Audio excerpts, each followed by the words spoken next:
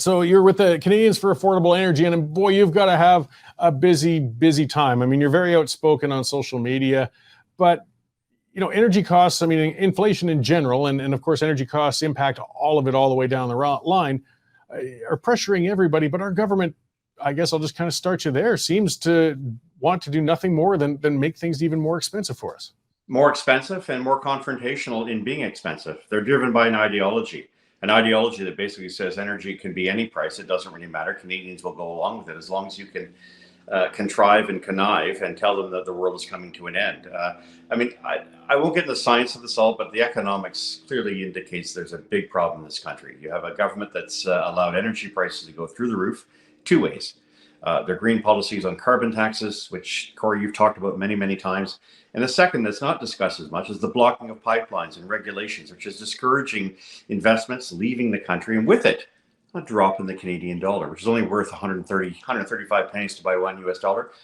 Cory, that adds significantly to the price of everything. In terms of gasoline, in your province, about 26 cents a liter. In my province, 28. In the Maritimes, with a 15% HST, more like 30.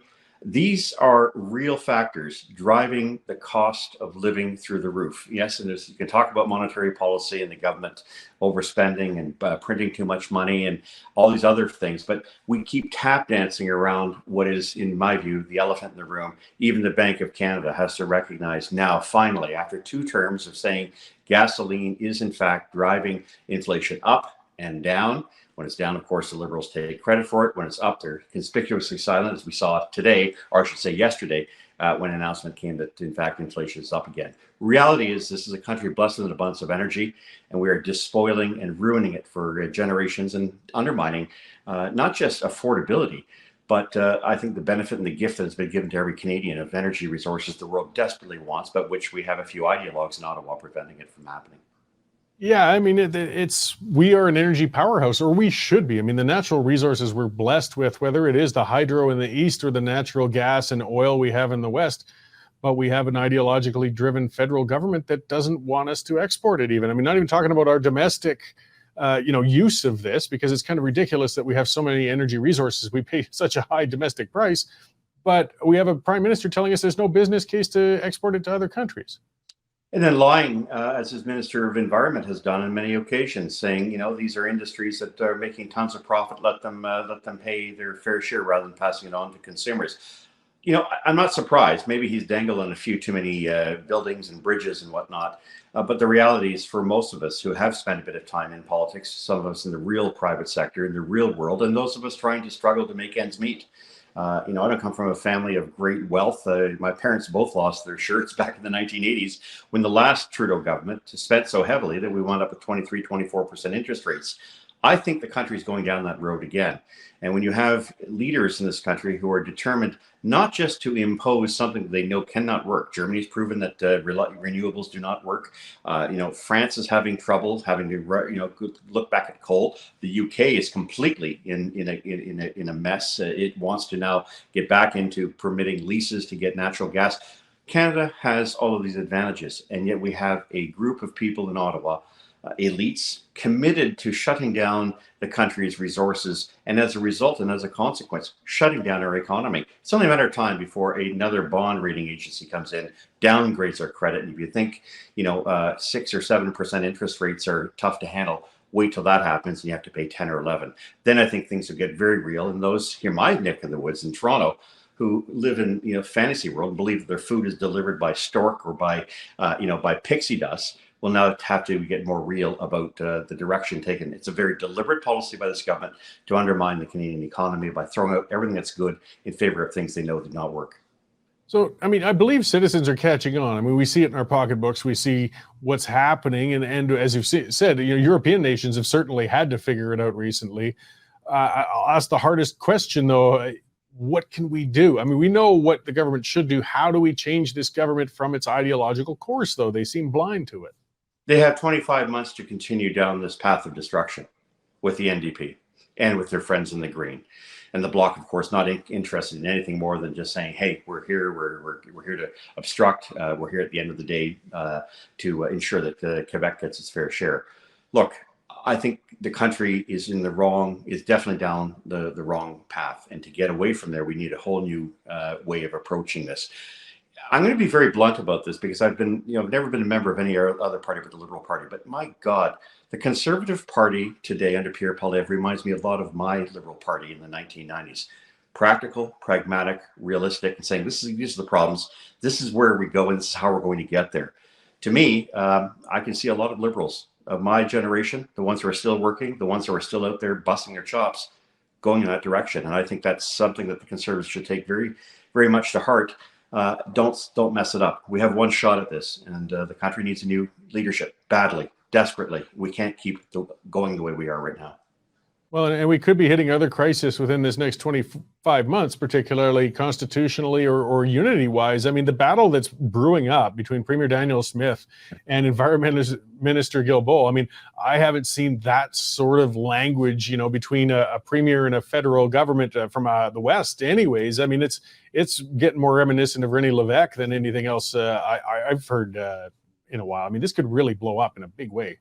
Well, it is, and it already, I think, has become very apparent. Daniel Smith's not backing off. Scott Moe's not backing off. I suspect Manitoba may go the same way. But the one I've spent a lot more time working on and looking at has been the Atlantic provinces. The so-called red wall, it's gone. It's evaporated. Overnight in Nova Scotia, when you saw a 30, 40 cent a litre increase hitting people who happen to be, far less better off than the rest of the country on average, when you start hitting them and impacting them and then saying, oh, here's a bit of here's a couple pennies to pay you back in terms of a rebate, which they know don't work. When you start hitting consumers, you start making people poor, you force them to make decisions that they are not comfortable with. I expect that the real blowback is going to come in provinces like Nova Scotia, New Brunswick, PEI, and Newfoundland when on election night, when that should happen. And I think Liberals know this. They lose most of their seats in that region of the country. Then the rest of it will be a steamroll. Because I think here in Ontario, with some exceptions, I think we're going the same direction as well. Yeah, well, ideals and green dreams or even family loyalty to particular parties tends to go out the window if you can't make the rent or the mortgage payment, or you're worried about getting your kids through school, or even buying groceries for some people. So I could see a definite turnabout in the Atlantic provinces. It's just my fear. I mean, especially it just made me cringe when you mentioned it. The amount of damage they could do in 25 more months, though, could be pretty excessive. It can, and I think Canadians have to know that, and they have to be more outspoken. You get a pollster calling you, tell them you're unhappy, you're not going to support this particular coalition government. I think when it gets to 40 and 45% for the Pierre Poilievre Conservatives, I think we may very well see Mr. Trudeau take a long walk off a surfboard in Tofino somewhere. Yeah, I was speculating earlier that might come pretty soon. But I mean, when you look at the pool that this Liberal Party, I said it when I introduced before at the start of the show when you were coming on. I said, you're a member from back in the days when Liberals were pragmatic and sane. Now it's a party dominated by ideologues. I don't know where or who they might draw for a leadership that might turn things around. But I guess we could hope. I mean, there's still people out there that might turn that party around a bit.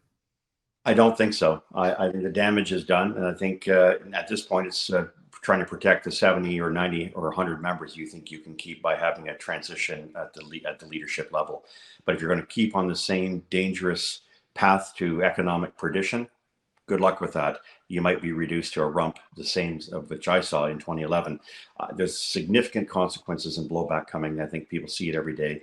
Every time there's an interest rate increase, more and more people's noses go on the proverbial waterline. Food prices are endemically inflationary, driven by energy prices to a large extent, which this federal government seems to be committed insanely at trying to raise. We should be pulling back, removing those carbon taxes, hitting net zero hard, and saying if we can achieve it scientifically, fine. If not, scrap it, because it's an idea that is extraordinarily pernicious to Canada and is likely to lead not just to economic dislocation, but potentially to a constitutional crisis on a scale I haven't seen in my lifetime, and I've been around a few of them. Yeah, well, I appreciate it. I mean, we can keep pointing it out at least, and letting people know, and at least moving towards a better future, hopefully, with things, and that's what you've been doing out there. So before I let you go, where can people find you with the Canadians for Affordable Energy and Gas Price Buddy and such? Yeah, sure. Affordableenergy.ca is the site I often put my blogs up on. If you want gas price predictions, gaswizard.ca is probably the easiest one. And if you need to get a hold of me on Twitter, Gas Price Wizard. I'm usually there, usually with having a little bit of fun with everybody. Yes, no, likewise. Twitter's kind of my favorite playground too, but there's some serious business goes on there as well. So I appreciate you rushing in to come to talk to us today and this stuff you do, Dan. I mean, as I said, it could be a long wait, but I mean, we can mitigate the damage by continually exposing this and pushing while we can. And well, just hope for the best. Back at you, Cory. Thanks for having me. I really appreciate this. All right. Thanks, Dan. You can become a Western Standard member for just $10 a month or $99 a year for unlimited access.